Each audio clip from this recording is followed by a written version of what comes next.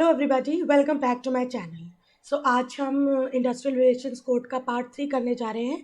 That is chapter 3 which talks about trade unions. इससे पहले मैं पार्ट 1 एंड पार्ट 2 ऑलरेडी करवा चुकी हूँ। मैंने जो इंडस्ट्रियल रिलेशंस कोड में जितने भी चैप्टर्स हैं, मैं कोशिश कर रही हूँ सारे चैप्टर्स को सेपरेट वीडियोस में बनाऊँ। तो industrial relations code video 1 part 1 talks about chapter 1, that is definition.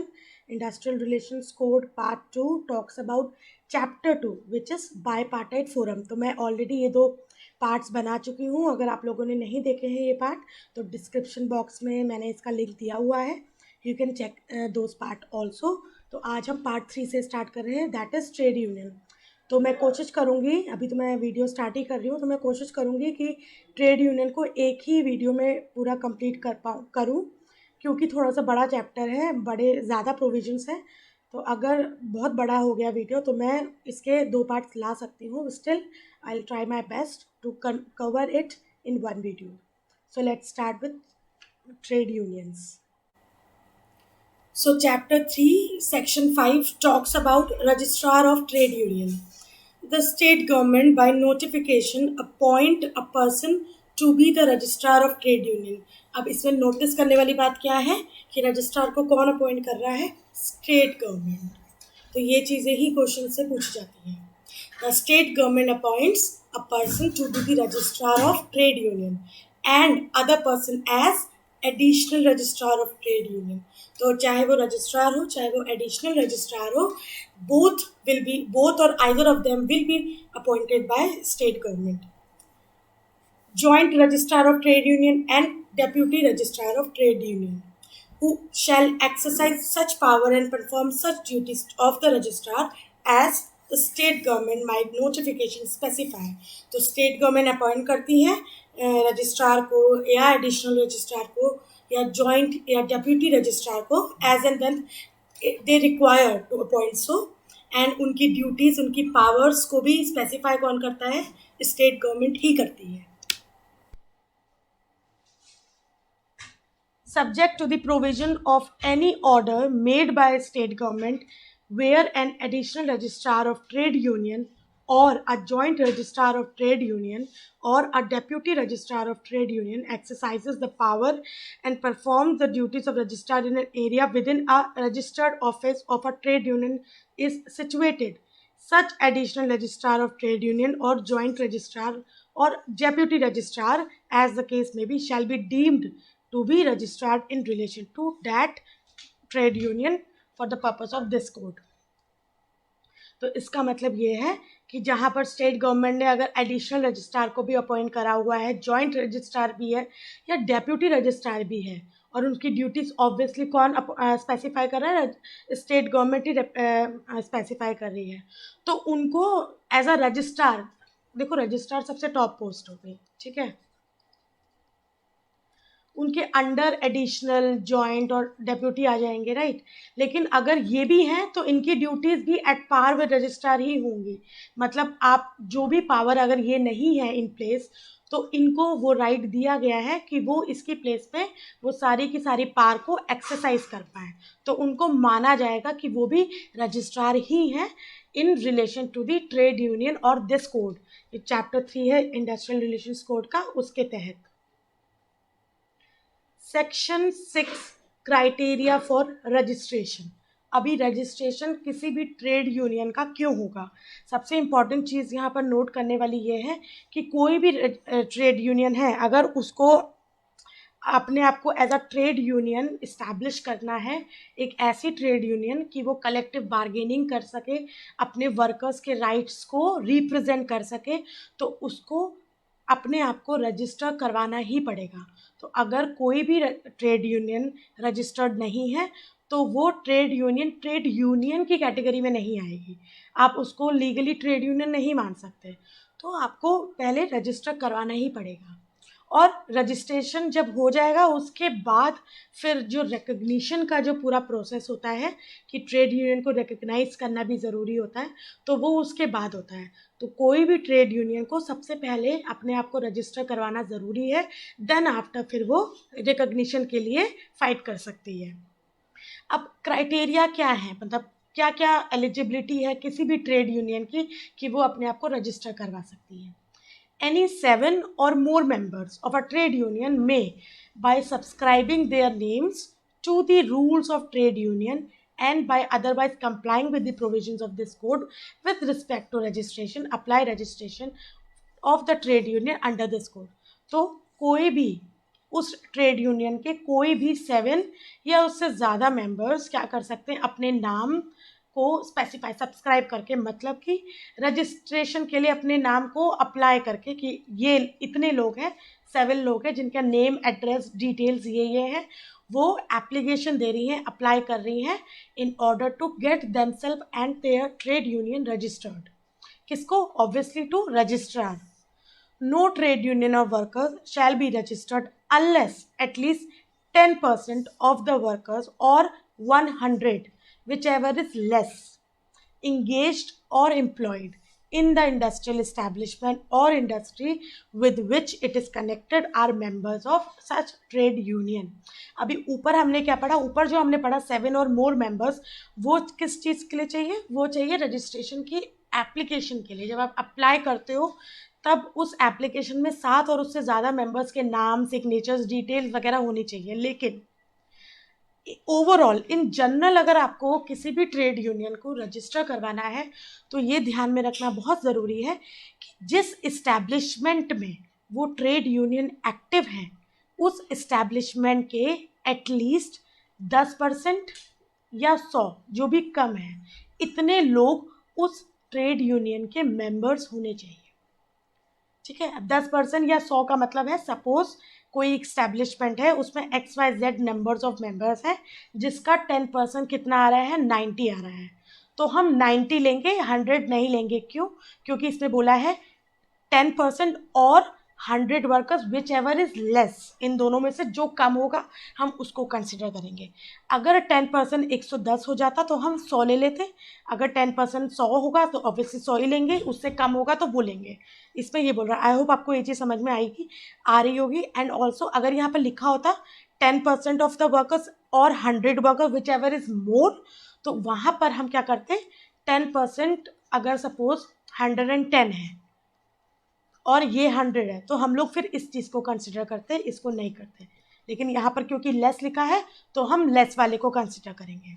I hope आपको ये चीज़ समझ में आई होगी। तो जो भी ट्रेड यूनियन जिस भी इंडस्ट्रियल इस्टेब्लिशमेंट या इंडस्ट्री में एक्टिव है उस इंडस्ट्री के एटलीस्ट 10% या 100 दोनों में से जो भी कम होगा उतने मेंबर्स को उस ट्रेड यूनियन का मेंबर होना पड़ेगा, तब जाके वो एलिजिबल हो पाएगी कि वो रजिस्ट्रेशन के लिए अप्लाई कर सके। और अगर ऐसा होता है कि उस पूरी इंडस्ट्री के 10% मेंबर्स, 10% वर्कर्स उस ट्रेड यूनियन के मेंबर्स भी हैं तो फिर उन ट्रेड यूनियन में से 7 या 7 से ज़्यादा जो मेंबर्स हैं वो एप्लीकेशन दे सकते हैं to the registrar in order to get themselves registered as a trade union.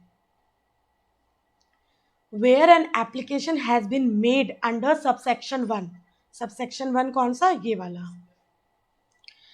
For the registration of trade union, such application shall not be deemed to have become invalid merely by reason of the fact that at any time after the date of application but before the registration of trade union, some of the applicants but not exceeding half of the total number of person who made the application have ceased to become the member of trade union। अब इसको समझो।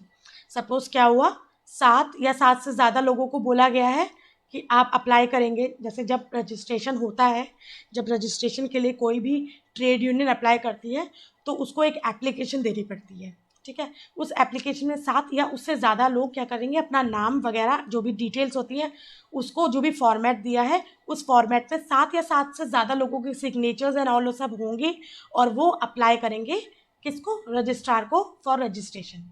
अभी क्या हुआ, application चली गई, ठीक है, रजिस्ट्रार के पास, लेकिन अभी तक रजिस्टर नहीं हुई है ट्रेड यूनियन। रजिस्टर होने से पहले एप्लीकेशन देने के बाद अगर ऐसा कुछ होता है कि जो 7 मेंबर्स ने अप्लाई करा है उनमें से अगर कोई मेंबर क्या हो जाता है, ट्रेड यूनियन से अपने आप को डिसएसोसिएट कर लेता है, अपने आप को हटा लेता है, तो अभी वो तो 6 हो गए फिर मेंबर्स, टेक्निकली 7 मेंबर्स ने अप्लाई सिग्नेचर्स वगैरह करके एप्लीकेशन दी थी, लेकिन उसमें से एक मेंबर ने क्या करा, अपने आप को ट्रेड यूनियन से बाहर कर लिया, अब वो नॉन मेंबर बन गया। तो केवल इस वजह से ये एप्लीकेशन रद्द नहीं होगी, इसमें ये बोल रहा है। लेकिन इसमें एक और कैच ये है कि जो भी डिसएसोसिएट कर रहे हैं सपोर्ट, वो हाफ से ज़्यादा नहीं होनी चाहिए। तो मतलब अगर 7 मेंबर्स ने अप्लाई करा है, तो अगर 2 मेंबर्स हट रहे हैं, 2 मेंबर्स नॉन मेंबर्स बन गए हैं, तो इनवैलिड नहीं होगी एप्लीकेशन। लेकिन अगर 3 से ज़्यादा मेंबर्स अपने आप को हटा लिए, अगर 3 से ज़्यादा मेंबर्स ने अपने आप को उस ट्रेड यूनियन से बाहर कर लिया है, तो वो एप्लीकेशन इनवैलिड हो जाएगी, इसमें ये बोल रहा है।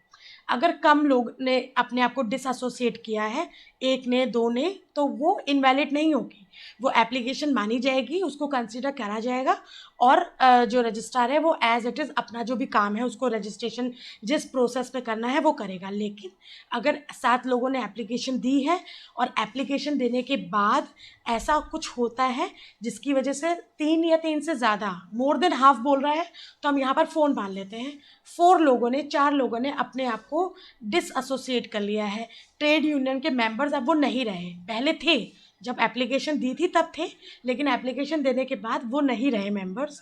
तो क्या होगा, 4 लोग हैं ऐसे तो तब इनवैलिड हो जाएगी, लेकिन अगर 1, 2 या 3 है तो वो इनवैलिड नहीं होगी। आई होप आपको ये चीज़ समझ में आई होगी और कन्फ्यूजन नहीं हुआ होगा।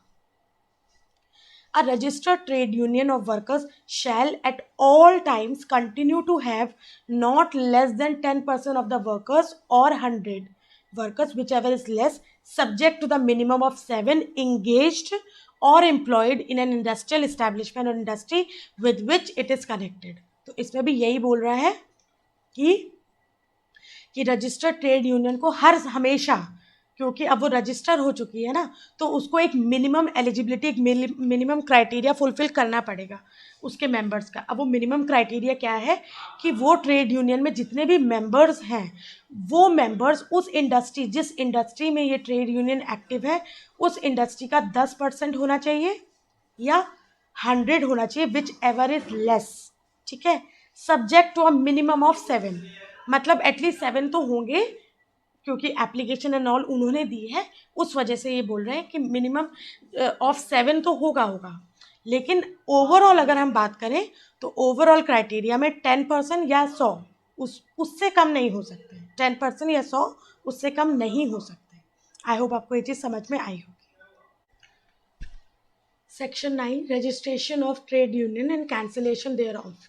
The registrar, on being satisfied that the trade union has complied with all the requirements of the provision of this chapter in regard to registration, register the trade union by entering in the register to be maintained in such form as may be prescribed the particulars relating to trade union contained in the statement accompanying the application of the registration. So जब application चली जाती है with all the जो भी proper format है, जो भी required details हैं जो ट्रेड यूनियन को देनी है while giving the application, applying for the registration, अगर वो सब अच्छे से उन्होंने कंपाइल करके रजिस्ट्रार को दे दिया है और रजिस्ट्रार सेटिस्फाइड है कि जो भी प्रोविजंस हैं एज पर दिस कोड, वो प्रोविजंस से सेटिस्फाइड है, सारे जितने भी क्राइटेरियाज हैं उसको फुलफिल कर रही है जो ट्रेड यूनियन है, तो उसको वो रजिस्टर कर देगा।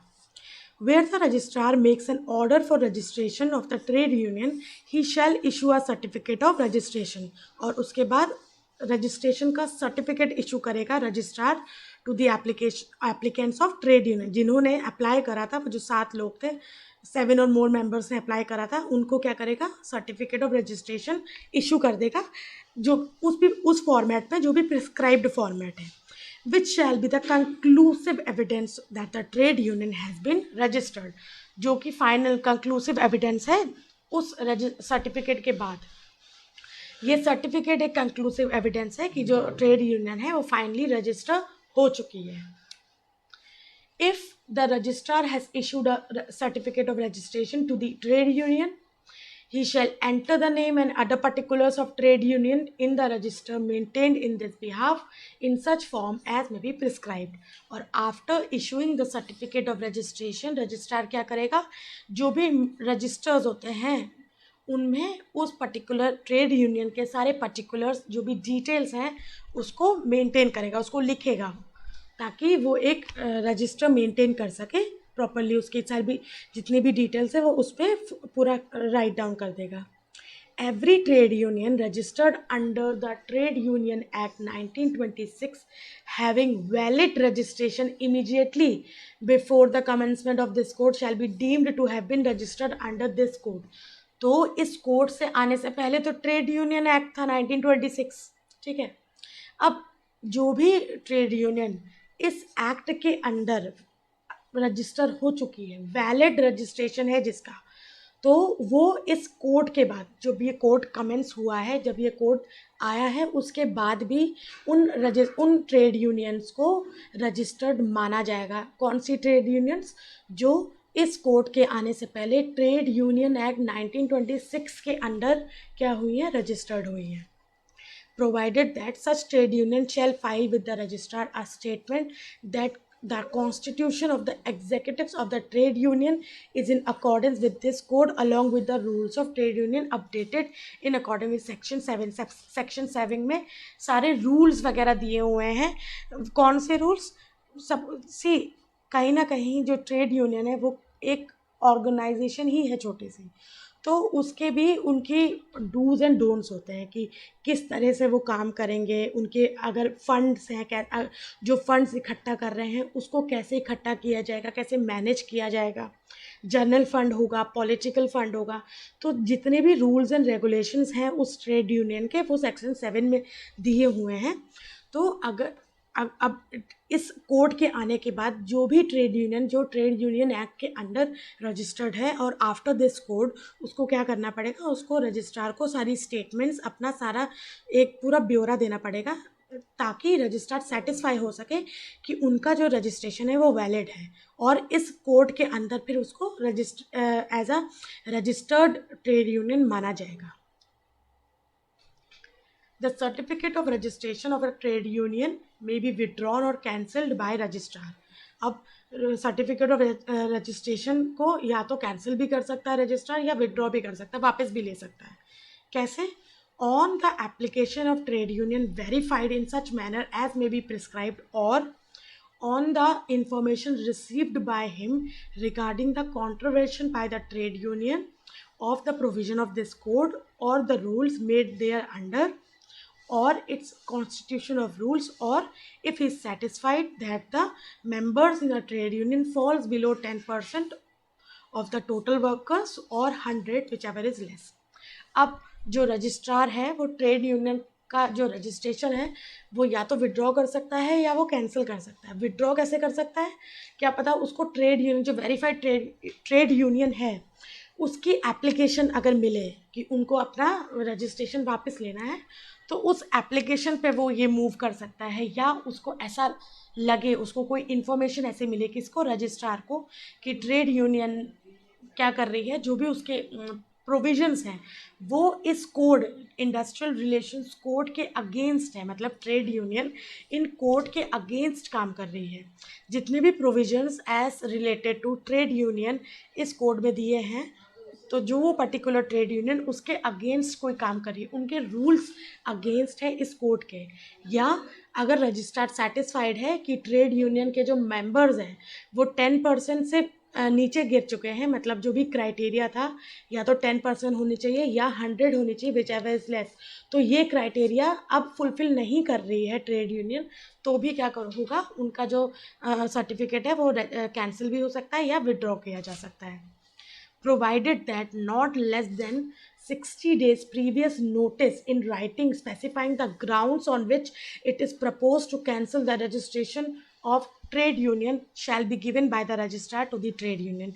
अब रजिस्ट्रार विड्रॉ या कैंसिल तो कर सकता है, बट उसको उस पर्टिकुलर विड्रॉल या कैंसिलेशन से पहले, कितने दिन पहले, 60 डेज पहले उस पर्टिकुलर ट्रेड यूनियन को ये इन्फॉर्म करना पड़ेगा और रीजंस बताने पड़ेंगे कि वो क्यों उसकी रजिस्ट्रेशन को कैंसिल कर रहा है। कितने दिन पहले? 60 डेज़ पहले। और ये इसको प्लीज़ ध्यान रखिएगा क्योंकि ये वाला क्वेश्चन भी आ सकता है। तो अगर रजिस्ट्रेशन जो रजिस्ट्रार है उसको अगर कैंसिल करना है किसी भी ट्रेड यूनियन का रजिस्ट्रेशन, तो वो कैंसिल कर सकता है। उसके पास ये रीजंस दिए गए हैं, और अगर वो कैंसिल करता है तो उस कैंसिलेशन से 60 डेज़ पहले उसको उस पर्टिकुलर ट्रेड यूनियन को जिसका वो रजिस्ट्रेशन कैंसिल कर रहा है उसको ये इन्फॉर्म करना पड़ेगा और रीज़न स्टेट करने पड़ेंगे कि क्यों वो उनका उस पर्टिकुलर यूनियन का रजिस्ट्रेशन कैंसिल कर रहा है। A certificate of registration of trade union shall be cancelled by registrar where a tribunal has made an order for cancellation of registration। अगर कोई ऐसी डिस्प्यूट कोई चल रहा है जिसके बाद ट्रिब्यूनल ने ये ऑर्डर करा है कि रजिस्ट्रेशन कैंसिल होना चाहिए, तो वहाँ पर भी कैंसिल हो जाएगा। While cancelling the certificate of registration of trade union, the registrar shall record the reasons of doing so and communicate the same in writing to the concerned trade union before 60 days, 60 दिन से पहले। So section 10 talks about appeal against non registration और cancellation of registration. अगर registrar refuse कर देता है register करने से किसी भी ट्रेड यूनियन को, या रजिस्ट्रेशन जो हुआ है उसको कैंसिल आउट कर देता है, तो ट्रेड यूनियन उस मूव के अगेंस्ट अपील कर सकती है to the tribunal. Any person aggrieved by refusal of the registrar to grant permission to grant registration to a trade union और by cancellation of a certificate of registration of the said section may within such period as may be prescribed prefer an appeal to the tribunal provided that the tribunal may entertain the appeal after the limitation prescribed if appellant satisfy the tribunal। तो जो भी prescribed time period है, अभी I have to look into this कि prescribed time period क्या है, since जो rules दिए हैं इंडस्ट्रियल रिलेशंस कोड के उसमें भी एज सच कोई टाइम पीरियड स्पेसिफाई नहीं किया है, बट फिर भी मैं एक बार देखूंगी, then I come back to you for this. Generally 60 days का टाइम पीरियड होता है, बट यहाँ पर ऐसा स्पेसिफाइड नहीं है, तो आप इसको अभी ये समझिए कि कोड में तो स्पेसिफिकेशन नहीं दिया है, एज वेल एज जो ड्राफ्ट है ये नेशनल इंडस्ट्रियल रिलेशंस कोड का, उसमें भी ट्रेड यूनियन अपील के अगेंस्ट क्या टाइम पीरियड है नहीं पता है। तो अभी हम आगे पढ़ेंगे, जो एक्ट पूरा कोड है उसमें देखते हैं कि क्या आगे दिया हुआ है। अभी फिलहाल इसमें क्या है, टाइम पीरियड एज प्रिस्क्राइब्ड, जो भी प्रिस्क्राइब्ड टाइम पीरियड होगा एज एंड वन जो उनको लगेगा ठीक है, उस टाइम पीरियड के अगेंस्ट कोई भी अग्रीव्ड पार्टी क्या होती है? अग्रीव्ड पार्टी वो जिसके अगेंस्ट कोई ऐसा डिसीजन आया है जिससे वो खुश नहीं है, जैसे ट्रेड यूनियन का रजिस्ट्रेशन नहीं हो रहा है या उसका रजिस्ट्रेशन कैंसिल कर दिया है, तो फिर वो क्या कर सकते हैं, जो भी प्रिस्क्राइब टाइम पीरियड होगा उसके उन टाइम पीरियड के विद इन जिस दिन वो पर्टिकुलर चीज़ हुई है, या नॉन रजिस्ट्रेशन हुआ है या कैंसिल ऑफ रजिस्ट्रेशन हुआ है, उस दिन से सर्टन टाइम पीरियड के अंदर वो अपील कर सकती है टू द ट्रिब्यूनल।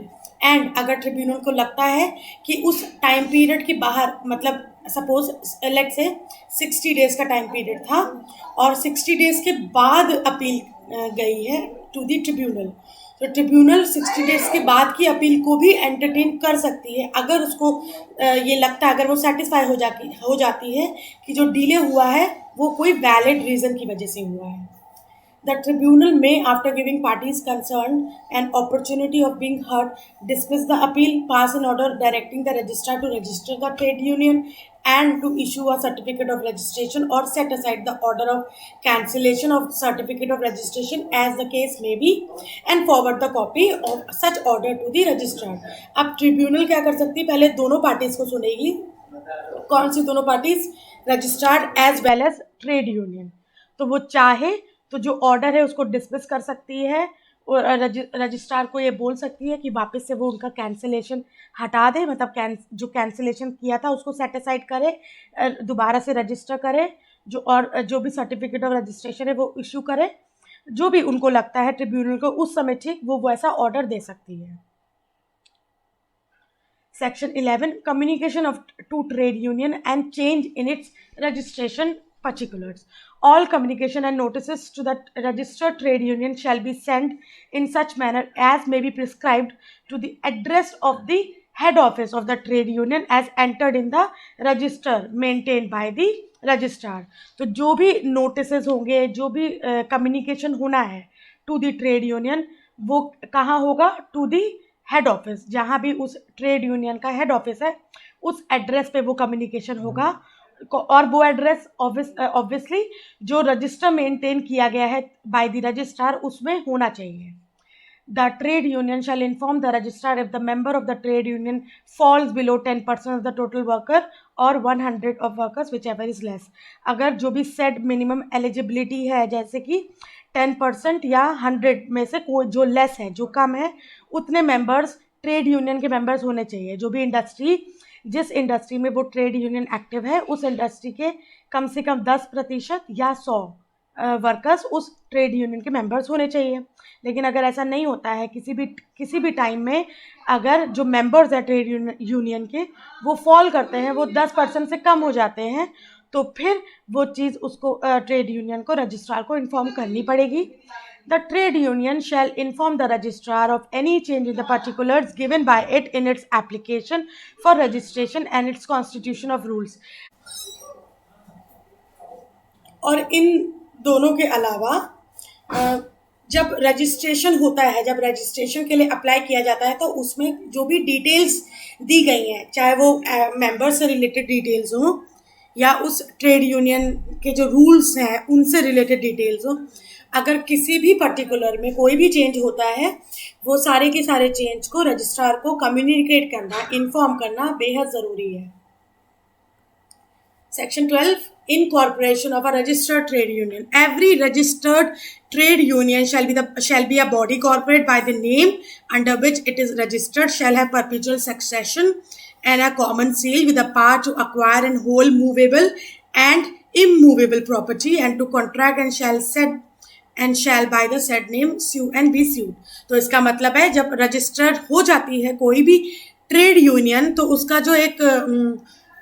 उसका जो वजूद होता है वो तो क्या होता है? As a artificial person.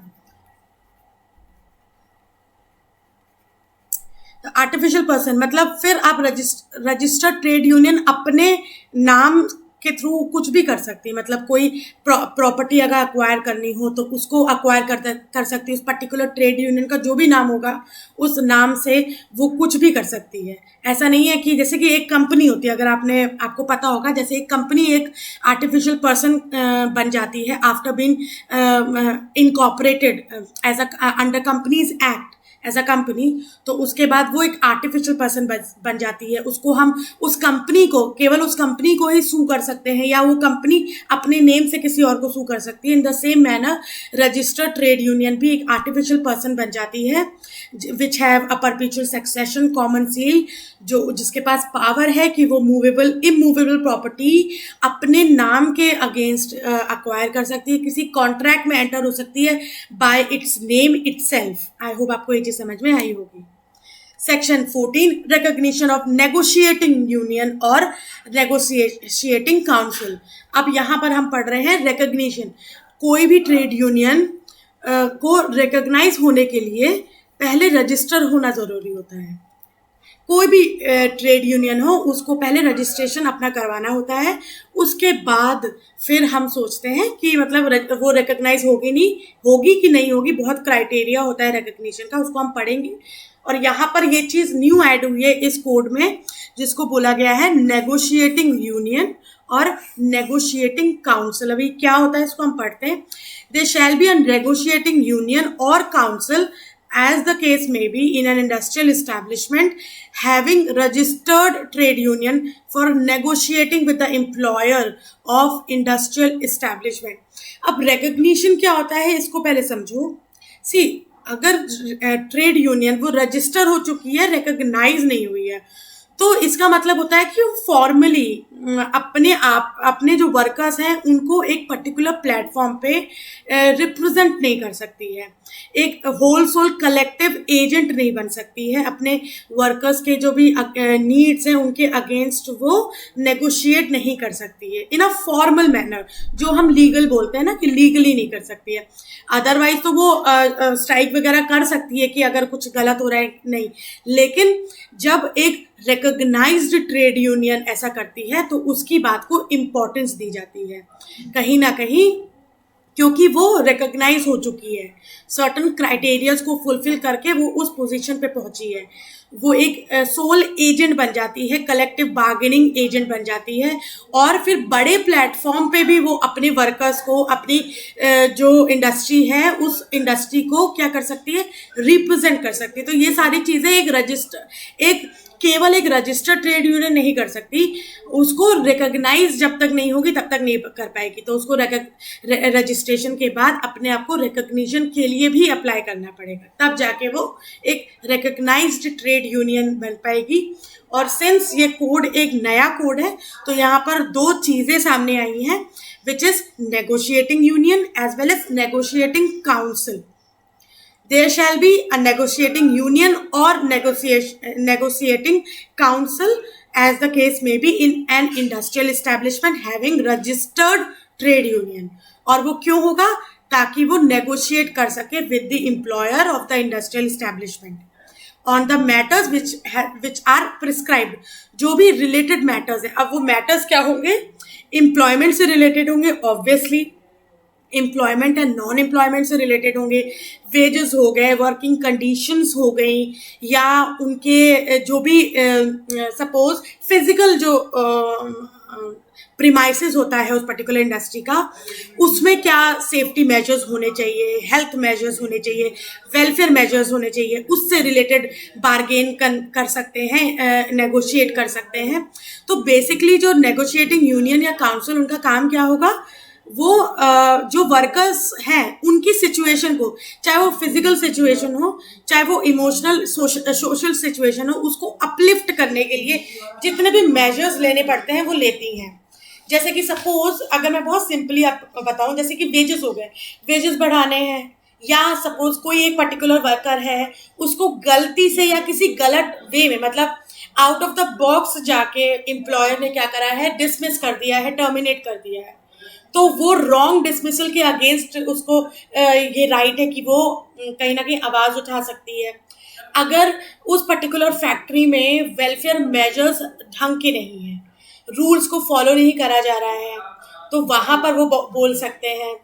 अगर एक सिंगल वर्कर जाएगा तो इम्पैक्ट उतना नहीं होगा, लेकिन अगर एक यूनियन उस चीज़ को सामने लाएगी तो इम्पैक्ट ज़्यादा होता है, इसीलिए यूनियन की इम्पोर्टेंस होती है। Where only one trade union of workers registered under the provision of this chapter is functioning in an industrial establishment, then the employer of such industrial establishment shall, subject to such criteria as may be prescribed, recognize such trade union as a sole negotiating union। अब अगर किसी industrial establishment में कोई एक ही है trade union जो active है, फिर तो सवाल ही नहीं पैदा होता, उसको ही हम क्या करेंगे, रिकॉग्नाइज कर देंगे, होल सोल नेगोशिएटिंग यूनियन का दर्जा दे देंगे। लेकिन अगर एक से ज्यादा ट्रेड यूनियंस एक्टिव हैं under this code or functioning in an industrial establishment, then the union having 51% और more workers on the muster roll of that industrial establishment. Suppose एक से ज्यादा यूनियंस हैं, तो जिस यूनियन में उस पर्टिकुलर इंडस्ट्री के एटलीस्ट 51% लोग मेंबर्स होंगे, वो यूनियन क्या बन जाएगी, एक रिकॉग्नाइज्ड ट्रेड यूनियन बन जाएगी, सोल नेगोशिएटिंग यूनियन बन जाएगी। आई होप आपको ये चीज समझ में आई हो। If more than one trade union of workers registered under this code are functioning in an industrial establishment and no such trade union has 51% of more than workers on the muster roll of that particular establishment verified in such manner as may be prescribed supporting the trade union, then there shall be constituted by the employer of the industrial establishment a negotiating council। अभी हमने पढ़ा था थोड़ी देर पहले, क्या पढ़ा था कि there shall be a negotiating union और अ नेगोशिएटिंग काउंसिल। अब यूनियन कैसे बनेगी? यूनियन तो हमने देखा कि अगर उस पर्टिकुलर स्टैब्लिशमेंट में केवल एक ही ट्रेड यूनियन है, रजिस्टर्ड ट्रेड यूनियन जो एक्टिव है, तो उसको हम डायरेक्टली एम्प्लॉयर क्या करेगा, रिकॉग्निशन दे देगा नेगोशिएटिंग यूनियन का। लेकिन अगर एक से ज़्यादा ट्रेड यूनियंस एक्टिव हैं तो केवल उस पर्टिकुलर यूनियन को रिकॉग्निशन मिलेगा as a sole negotiating union, जिस ट्रेड यूनियन में उस पर्टिकुलर इंडस्ट्री के 51% या उससे ज़्यादा वर्कर्स मेंबर्स होंगे। लेकिन अगर दो ट्रेड यूनियंस हैं लेकिन दोनों में ही 51% का क्राइटेरिया दोनों ही फुलफिल नहीं कर रही हैं, किसी में 48% है, किसी में 49% है, लेट्स से, लेकिन दोनों ही 51% का क्राइटेरिया फुलफिल नहीं कर पा रही हैं, तो ऐसे में फिर किसको नेगोशिएटिंग यूनियन बोला जाएगा? ऐसे में जब जो भी more than one active registered trade unions हैं और किसी के पास भी 51% का क्राइटेरिया फुलफिल नहीं हो रहा है, उस केस में एम्प्लॉयर क्या करेगा, एक नेगोशिएटिंग काउंसिल कॉन्स्टिट्यूट करेगा for negotiation on the matters referred to in subsection 1, consisting of representatives of such registered trade union which have the support of not less than 20% of the total workers. So अब negotiating council जो constitute हुआ है वो उसमें जो members होंगे वो कौन से होंगे? उसमें जो representatives होंगे वो उस ट्रेड यूनियन के members होंगे जिस ट्रेड यूनियन में उस इंडस्ट्री के एटलीस्ट 20% तो वर्कर्स हैं मास्टर रोल में। मतलब सपोज एक यूनियन है जिसमें suppose let's say A and B, ठीक है, इस ट्रेड यूनियन में इंडस्ट्री टोटल इंडस्ट्री में अगर 100 वर्कर्स हैं तो इस ट्रेड यूनियन में केवल 10 वर्कर्स हैं, let's say, I am just giving you an example, और इस ट्रेड यूनियन में उस इंडस्ट्री के 30 वर्कर्स काम कर रहे हैं, तो यहाँ 10% है, 20% से ज़्यादा वर्कर्स हैं। तो नेगोशिएटिंग काउंसिल में जो रिप्रेजेंटेटिव्स होंगे वो कौन से यूनियन के होंगे? वो यूनियन के होंगे जिस यूनियन में 20% से ज़्यादा वर्कर्स का सपोर्ट होगा। आई होप आपको ये चीज़ समझ में आई होगी। And such representation shall be of one representative for each 20% and for the reminder after calculating the membership of each 20%। अब इसको समझते हैं।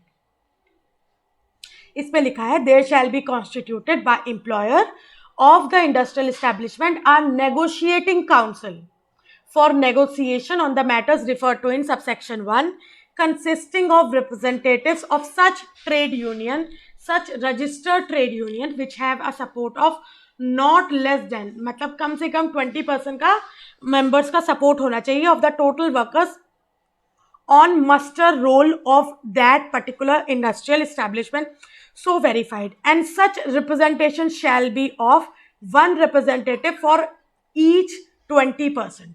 तो for every 20%, मतलब एक representative for 20 वर्कर्स, फिर दूसरा रिप्रेजेंटेटिव फॉर 20 मोर वर्कर्स। तो इसका ये है कि 1/20 का रेशियो है। आप समझ के चलो कि जो भी रिप्रेजेंटेटिव ऑफ नेगोशिएटिंग काउंसिल का मेंबर होगा वो एक रिप्रेजेंटेटिव 20 वर्कर्स को रिप्रेजेंट कर रहा है, बेसिकली इसमें ये कहा जा रहा है।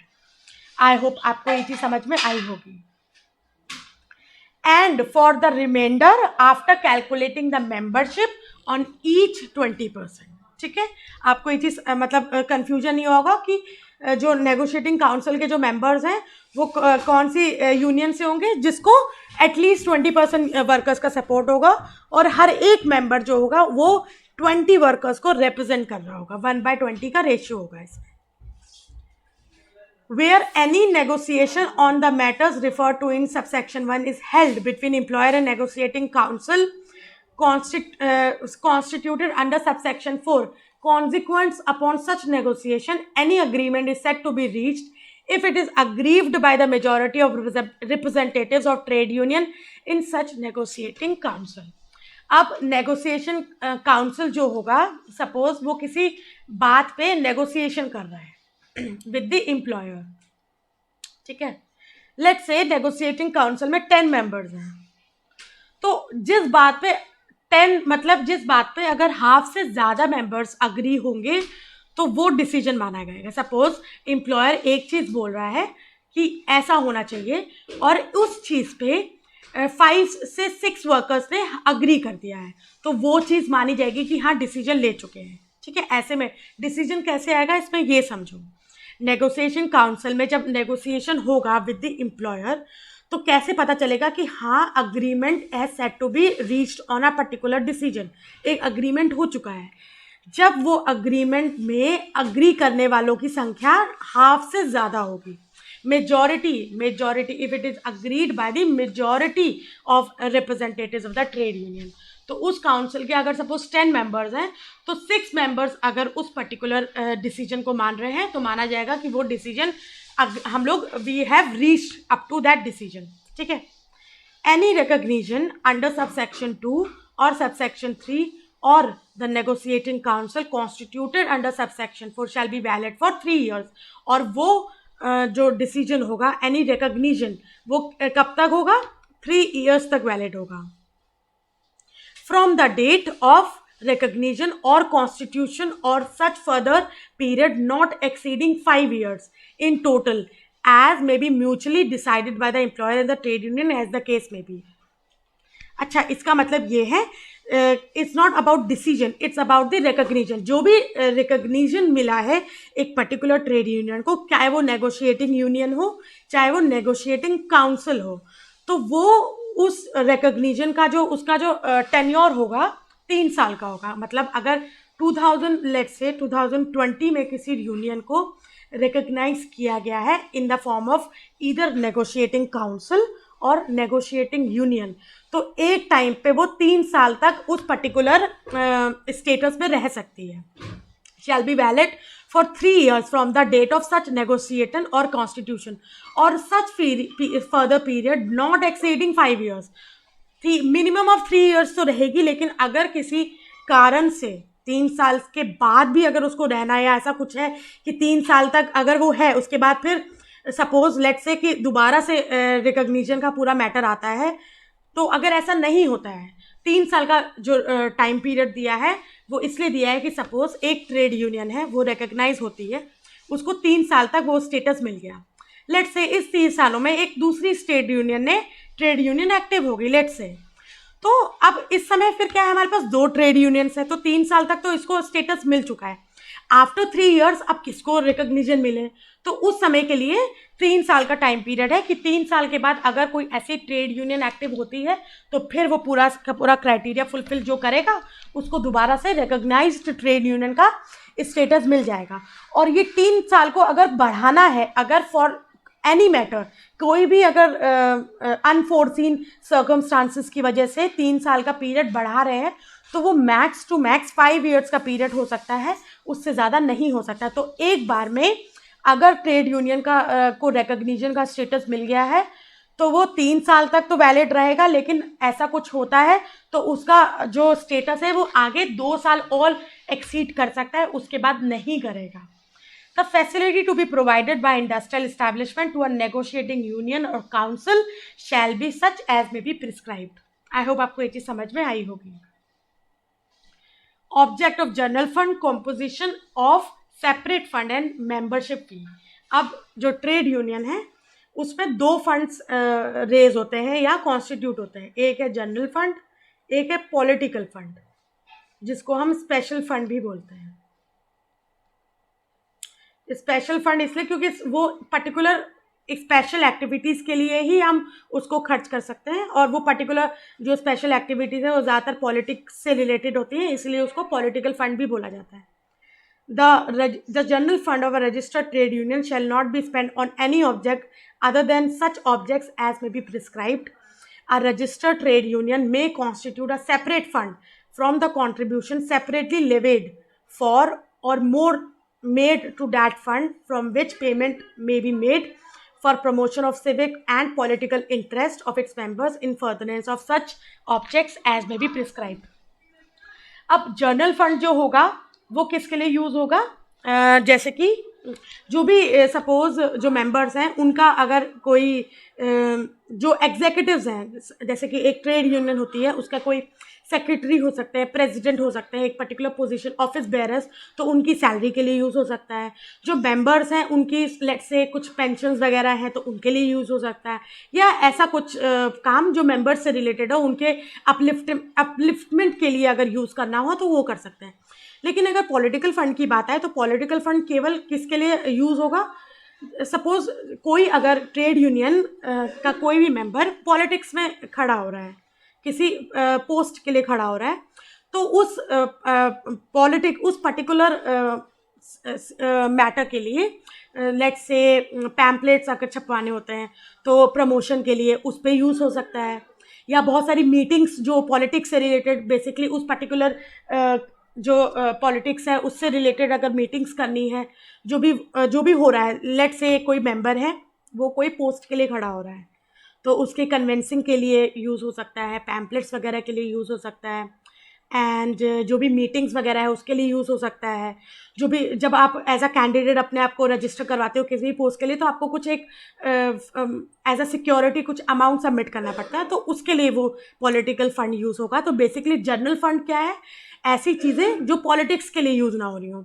जनरल फंड है, हम ये कह सकते हैं कि ऑफिस बेयरर्स के लिए जो सैलरीज होती हैं उसके लिए यूज़ होगा। लेट्स से कोई केस चल रहा है, जैसे कि वर्कर्स हैं, जो भी ट्रेड यूनियन के वर्कर्स हैं उनका कोई ट्रिब्यूनल में केस चल रहा है, तो जो कोर्ट की जो भी खर्चा होता है वो जनरल फंड से निकल सकता है, जैसे कि लॉयर्स का खर्चा हुआ एंड ऑल, या कोई पेंशन्स वगैरह, कोई वेलफेयर स्कीम्स हैं उससे रिलेटेड कुछ ऐसा है, उससे रिलेटेड आप जनरल फंड से यूज़ कर सकते हो। Political fund it is related to political matters, जो भी पॉलिटिकल मैटर्स हैं उससे रिलेटेड है। आई होप आपको ये चीज़ समझ में आई होगी। एंड वन मोर थिंग, जब अब बोलोगे कि ये पैसा आता कहाँ से है, तो बेसिकली क्या होता है, मेंबरशिप फीस होती है।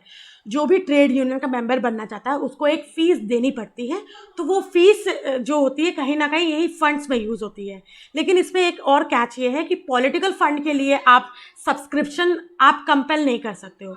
जनरल फंड्स के लिए तो जो मेंबर्स हैं ट्रेड यूनियन के उनको आपको कंपलसरी सब्सक्रिप्शन फीस देनी पड़ेगी फॉर जनरल फंड। लेकिन जहाँ तक पॉलिटिकल फंड की बात है तो it is up to the member कि वो पॉलिटिकल फंड में वो फीस देना चाहता है कि नहीं देना चाहता।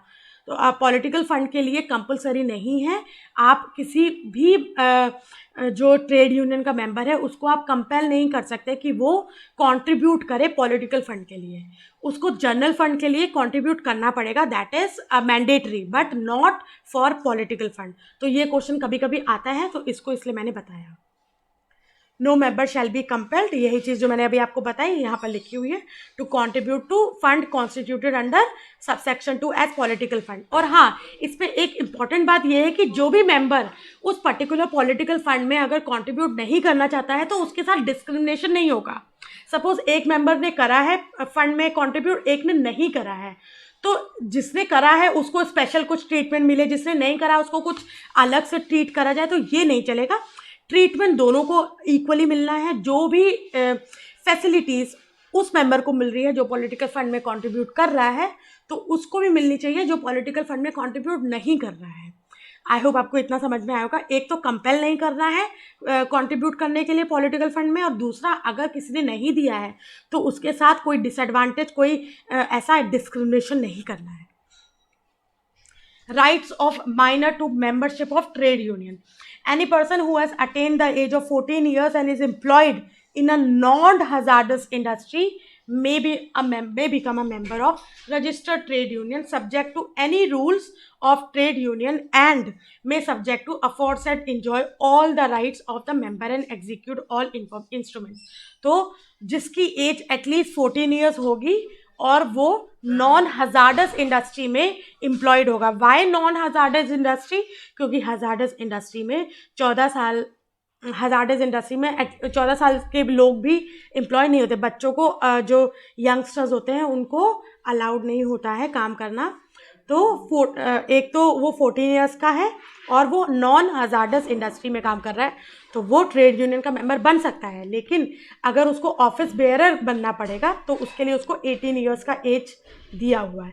मतलब 14 साल में आप ट्रेड यूनियन के मेंबर्स बन सकते हो, लेकिन अगर आपको उस ट्रेड यूनियन के में किसी पोस्ट पे आना है, let's say as a secretary, general secretary, president, जो भी पोस्ट होती है ऑफिस बेरर्स की, उसके लिए अगर आपको आना है तो आपको 18 ईयर से उससे ज़्यादा का होना पड़ेगा। Disqualification of office bearers of trade union. A person shall be disqualified for being chosen as for become a member, of executive or any other office bearers of a registered trade union if he has not attained the age of 18 years. तो जैसे कि मैंने आपको बताया कि अगर वो 18 साल का नहीं है तो वो ऑफिस बेरर नहीं बन सकता, कोई भी एग्जीक्यूटिव की पोस्ट के लिए नहीं आ सकता। ही हैज़ बीन कन्विक्टेड, वो मतलब किसी कोर्ट कोई केस के अगेंस्ट सजा, मतलब उसको जेल हो चुकी है।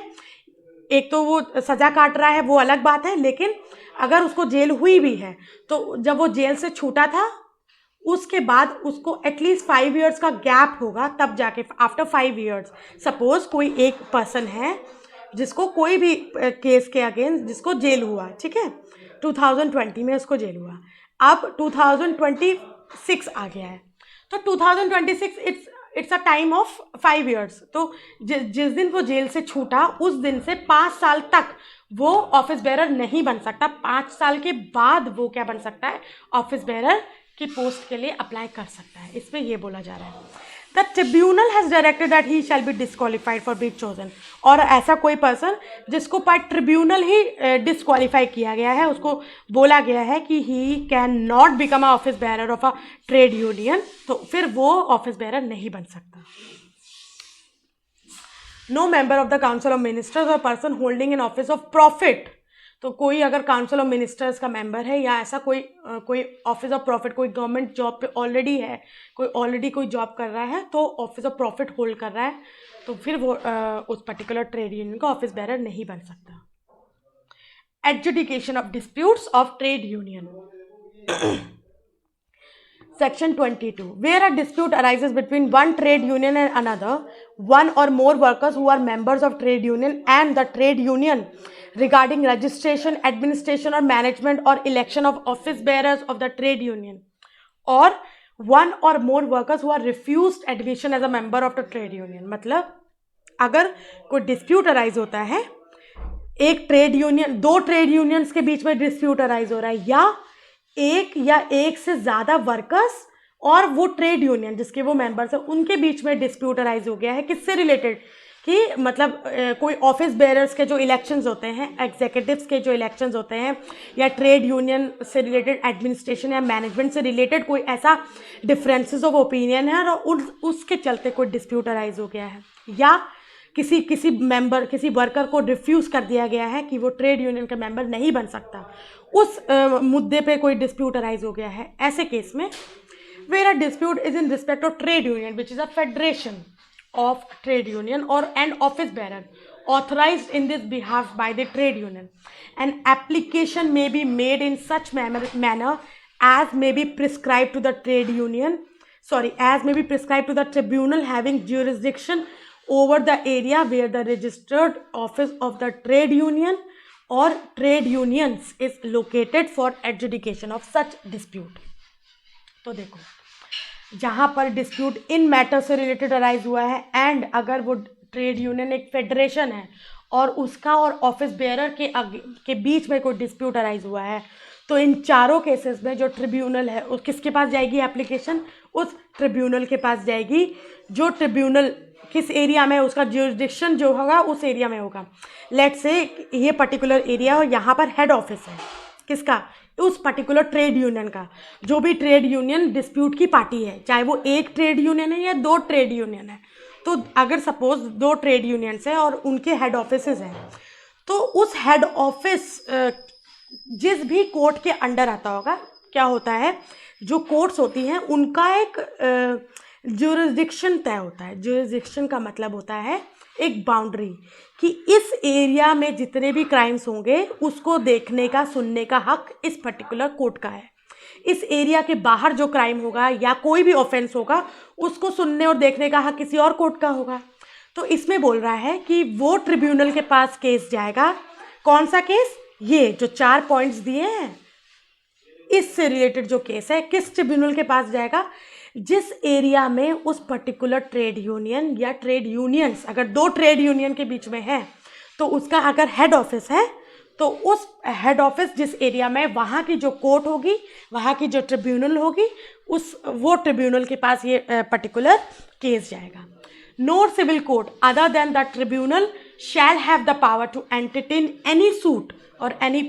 तो कोई भी सिविल कोर्ट, मतलब ट्रिब्यूनल जो दी गई है उसी के पास वो पावर है, उसके अलावा किसी के पास पावर नहीं है कि वो डिस्प्यूट को हेयर कर सके. Not less than 1/2 of the total number of office bearers of every registered trade union in an unorganized sector shall be the person actually engaged or employed in an establishment or industry within which the trade union is connected. तो अगर वो unorganized sector है तो उस unorganized sector में not less than at least 1/2 of the total number of office bearers कौन से होने चाहिए. सपोज अनऑर्गेनाइज सेक्टर है, यहाँ पर ट्रेड यूनियन है, इसमें कुछ ऑफिस बेरर्स भी हैं, तो उन ऑफिस बेरर्स का जो नंबर होगा वो कितना होगा, उनमें से 1/2, नॉट लेस देन. तो मतलब कम से कम 50% लोग जो ऑफिस बेरर्स है वो कौन से होने चाहिए, उस इंडस्ट्री के वर्कर्स भी होने चाहिए. और ये 1/2 वाला जो फैक्टर है ये केवल अनऑर्गेनाइज्ड सेक्टर वाला है.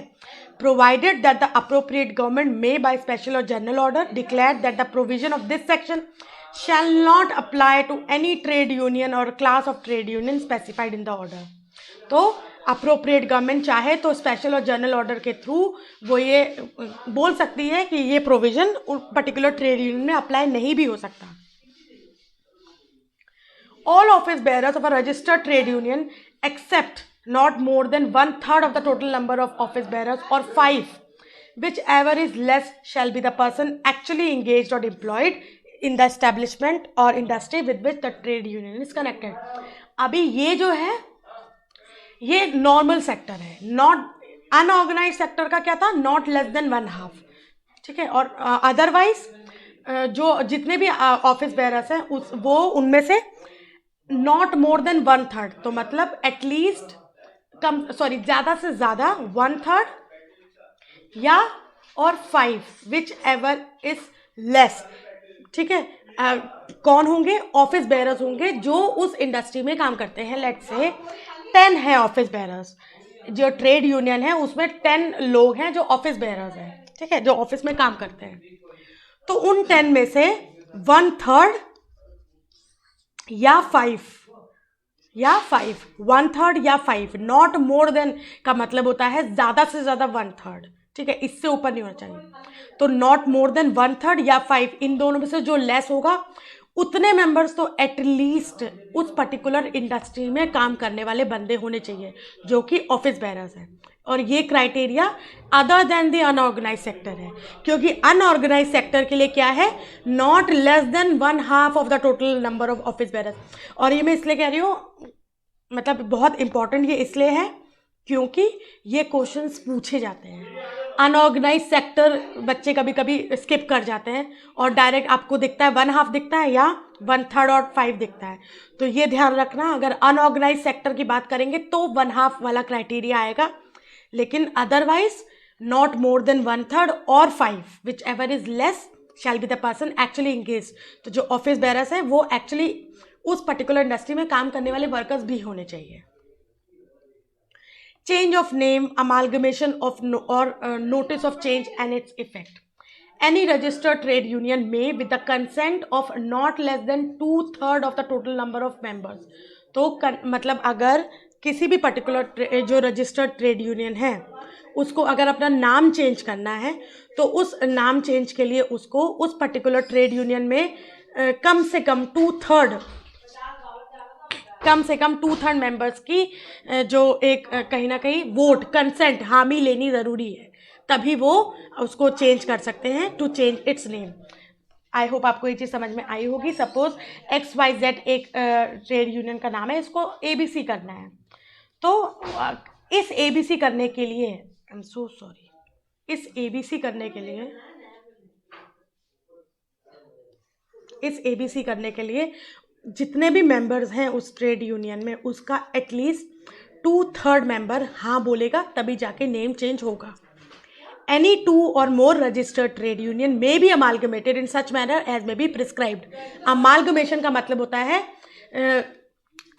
आपस में जुड़ के एक बन जाना, कि दो ट्रेड यूनियंस थे, उन्होंने सोचा कि चलो हम मिलके एक बनेंगे तो हम ज़्यादा पावरफुल हो जाएंगे, तो फिर वो दोनों मिलके एक हो गए, कहीं ना कहीं मर्जर हो गया, आप इसको मर्जर बोल सकते हो। तो ऐसे केस में क्या होगा, जो भी प्रिस्क्राइब्ड फॉर्मेट दिया है, प्रोसीजर दिया है, उसके तहत ही वो अमालगमेशन हो सकता है। Notice in writing of every change of name and of every amalgamation signed in the case of change of name by secretary and 7 members of trade union changing its name, and in the case of amalgamation by secretary and by 7 members of each and every trade union which is a party thereto shall be sent to the registrar. अब इसमें क्या है, notice in writing of every change of name end of every amalgamation. अगर change हुआ है name सिर्फ, या amalgamation भी हुआ है और उसके बाद फिर ऑब्वियसली नेम चेंज हो गया, ठीक है, तो उसमें तो अगर केवल नेम चेंज हुआ है तो एक नोटिस जाएगा किसको, रजिस्ट्रार को। उस नोटिस में उस पर्टिकुलर ट्रेड यूनियन के सेक्रेटरी एंड 7 मेंबर्स के साइन वगैरह होने चाहिए। एंड अगर अमालगमेशन है, अगर notice of change of name नहीं है, अमालगमेशन भी है, उस केस में क्या होगा, दो जो यूनियंस अमालगमेट हुई हैं उन दोनों के सेक्रेटरी एंड 7 मेंबर्स का साइन एंड ऑल सारी डिटेल्स मिल के जाएंगी किसके पास, रजिस्ट्रार के पास जाएंगी। आई होप आपको इतना समझ में आया होगा। अगर केवल नेम चेंज हो रहा है तो जिस यूनियन का हो रहा है उस यूनियन के सेक्रेटरी एंड 7 मेंबर्स क्या करेंगे, नोटिस देंगे, तो उसमें ऑब्वियसली सारा डिटेल्स होंगी, सिग्नेचर्स होंगे, चेंज जो नेम है वो होगा, तो वो किसके पास जाएगा, रजिस्ट्रार के पास। लेकिन अगर अमालगमेशन भी हो रहा है तो अमालगमेशन में जो दो यूनियंस अमालगमेट हुई हैं उन दोनों यूनियंस का secretary plus 7 members, secretary plus 7 members, दोनों को क्या करना पड़ेगा, जो भी डिटेल्स हैं along with signatures and all, सबको किसको देना पड़ेगा, notice to the registrar, head office जहाँ पर है उस ट्रेड यूनियन का, वहाँ पर टू रजिस्ट्रार, और where the head office of the amalgamated trade union is situated in different state to the registrar of such states. I hope आपको ये चीज़ समझ में आई होगी। If the proposed name is identical with that by any existing trade union has been registered or in the opinion of registrar so nearly resembles such name as to be likely to deceive the public, the registrar shall refuse to register. अगर उसको लगता है कि जो name है, जो name new है या जो ऑलरेडी जो नेम है वो आइडेंटिकल है, थोड़ा सा मिलता जुलता भी है, अगर कि कोई ऑलरेडी पावरफुल कोई एक्टिव ट्रेड यूनियन से मिलता जुलता है, लोगों को दोनों को डिफरेंशिएट करने में प्रॉब्लम हो सकती है, ऐसे केस में रिफ्यूज़ भी कर सकता है रजिस्ट्रार चेंज करने के लिए नेम, क्योंकि ऑब्वियसली सबका अलग अलग नेम होना चाहिए। अगर मिलता जुलता नाम होगा तो लोगों को प्रॉब्लम हो सकती है, इस वजह से the registrar shall if is satisfied that the provision of this code in respect of change of name have is complied, अगर उसको लगता है कि जो चेंज ऑफ नेम है जिस प्रोसीजर को से हुआ है वो बिल्कुल एज प्रिस्क्राइब्ड हुआ है, मतलब कोड में जो दिया गया है उस चीज़ों के साथ हुआ है, सारी की सारी लीगल फॉर्मेलिटीज़ जो पूरी करी हैं, अच्छे से करी हैं, तो वो क्या करेगा रजिस्ट्रार, वो चेंज ऑफ नेम को इफ़ेक्ट दे देगा। तो तब से मतलब वो अपनी रजामंदी देगा, कंसेंट दे देगा, अपनी काइंड ऑफ मोहर लगा देगा कि हाँ मैं सेटिस्फाइड हूँ, आपने पूरा लॉ फॉलो करा है, सारे रूल्स फॉलो करे हैं, और आपका जो चेंज ऑफ नेम है आफ्टर पूरा सब प्रोविजंस के साथ हो रहा है, लॉ में रहते हुए हो रहा है, तो मैं इस चीज़ को हाँ बोलता हूँ। Registrar of the state in which the head office of the amalgamated trade union is situated shall, if is satisfied that the provision of this code in respect of amalgamation has been complied, और यही चीज़ amalgamation में भी है, अगर उसको लगता है कि अमालगमेशन भी लॉ के अंदर हुआ है, सारे रूल्स को फॉलो कर रहा है, सारे रूल्स को देखते हुए हुआ है, उसमें कोई लूप होल्स नहीं है, कोई कॉन्ट्रोवर्शन नहीं है, किसी लॉ के अगेंस्ट नहीं गया है, तो वो क्या करेगी, अमालगमेशन को स्वीकृति देगी और वो इफेक्टिव हो जाएगा। Section 25 dissolution. When a registered trade union is dissolve का मतलब होता है खत्म होना। अभी तक हम पढ़ रहे थे कि कैसे एक एक्टिव होती है, जन्म लेती है एक रजिस्टर्ड ट्रेड यूनियन, उसका जन्म होता है, राइट। हमने पढ़ा कि रजिस्ट्रेशन कैसे होता है और फिर उसका अगर सपोज नेम चेंज करना कैसे हो रहा है, रिकॉग्निशन कैसे हो रहा है। तो अभी हम क्या पढ़ रहे हैं कि अगर खत्म हो रही है, डिसॉल्व हो रही है, तो कैसे होगा। When a registered trade union is dissolve, notice of dissolution signed by 7 members and by secretary of trade union shall within 14 days of the dissolution be sent to the registrar। तो same secretary और 7 members के sign के साथ 14 दिन के अंदर वो dissolution को रजिस्ट्रार को भेजना पड़ेगा। And shall be registered by him if he satisfied, और अगर रजिस्ट्रार सेटिस्फाइड है तो वो डिसोल्यूशन जो है, वो नोटिस उसको एक्सेप्ट कर लेगा। where the dissolution of registered trade union has been registered and the rules of the trade union do not provide for the distribution of funds। अगर डिसोल्यूशन इफेक्टिव हो गया है, मतलब रजिस्ट्रार को सब सेटिस्फैक्शन उसको हुआ कि हाँ सब लॉ के अंदर हुआ है, डिसॉल्व ढंग से हुई है और उसने उसको इफेक्टिव मान लिया, और ऐसे में अगर जो नोटिस है उसमें ये नहीं लिखा है कि उस ट्रेड यूनियन का जो फंड्स हैं वो कैसे डिस्ट्रीब्यूट होंगे अमंग द मेंबर्स, तो फिर जो भी प्रिस्क्राइब्ड वे होगा उसके तहत रजिस्ट्रार फंड्स को मेंबर्स में बांट देगा। Where the central government is of the opinion that it is necessary or expedient that a trade union or federation of trade union is to be recognized as central trade union at the central level, it may recognize such trade union or federation of trade union as central trade union in such manner and for such purpose as may be prescribed। अगर central government को लगता है कि कोई particular trade union को central trade union का दर्जा देना चाहिए, तो फिर वो उसको as a central trade union recognition देगी, जैसे एज पर दी प्रिस्क्राइब्ड जो भी प्रोविजंस है उसके according. And if any dispute arises in relation to such recognition it shall be decided by such authority as in such manner may be prescribe by the central government. और अगर इसकी वजह से कि किसी पर्टिकुलर ट्रेड यूनियन को central trade union का status मिल रहा है, इस पर्टिकुलर चीज़ की वजह से कोई डिस्प्यूट अराइज होता है, तो उसको जो अथॉरिटी देखेगी वो कौन डिसाइड करेगा, सेंट्रल गवर्नमेंट कोई अथॉरिटी अपॉइंट करेगी जो वो डिस्प्यूट है उससे रिलेटेड, मतलब जो भी डिस्प्यूट अराइज हुआ है, डिस्प्यूट किससे रिलेटेड, अगर किसी ट्रेड यूनियन को सेंट्रल ट्रेड यूनियन का दर्जा मिल रहा है और उसके अगेंस्ट कोई डिस्प्यूट अराइज होता है, तो उस डिस्प्यूट को कौन सी अथॉरिटी देखेगी, वो अथॉरिटी जिसको सेंट्रल गवर्नमेंट अपॉइंट करेगी। Where state government is of the opinion that it is necessary or expedient that the trade union or federation is to be recognized as state trade union at state level, same it may be recognized such trade union or federation of trade union in such a manner and for such purpose as may be prescribed, and if any dispute arises in relation to any such recognition it shall be decided by such authority।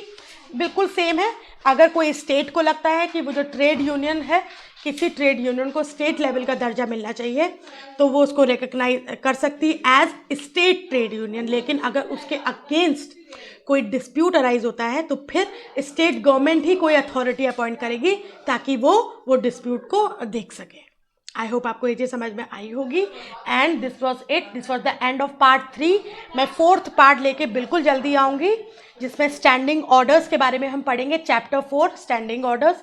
And मैंने अपनी पूरी कोशिश करी है कि मैं chapter 3 आपको अच्छे से समझा पाऊँ। I know it's being a very long time, बहुत टाइम का गैप हो गया था, और ट्रस्ट मी मैं चाहती नहीं थी, बट क्योंकि बहुत मजबूरी थी इसलिए मुझे गैप लेना पड़ा। And I hope you guys will understand. और अगर आपको मेरे साथ टेलीग्राम चैनल पे कनेक्ट होना है, यू कैन कनेक्ट मी। मैंने डिस्क्रिप्शन बॉक्स में मैं लिंक प्रोवाइड करा है, आप प्लीज़ वहाँ से टेलीग्राम चैनल ज्वाइन कर सकते हैं, अपने फ्रेंड्स को मेरे चैनल के बारे में बता सकते हैं। और आई होप आपको ये ट्रेड यूनियन से रिलेटेड जो भी चीज़ें मैंने बताई आपको समझ में आई होंगी। अगर क्वेरी है, कोई डाउट है, you are free to ask me in the comment section. और टेलीग्राम चैनल पे आप प्लीज़ मेरा channel as well as chat group है, वहाँ पर ज्वाइन कर सकते हैं। मैं वहाँ पर आपको मतलब अगर मैं वीडियोस नहीं भी अपलोड कर रही हूँ तो मैं आपको वहाँ पर आपकी सारी क्वेरीज़ को सॉर्ट आउट करने की कोशिश करती हूँ, कि मैं जितनी जल्दी हो सके उतनी प्रॉम्प्ट वे में मैं आपको आंसर देने की कोशिश करती हूँ। सो प्लीज़ ऐसे ही मेरे साथ बने रहिए। Stay connected and keep learning, and bye bye.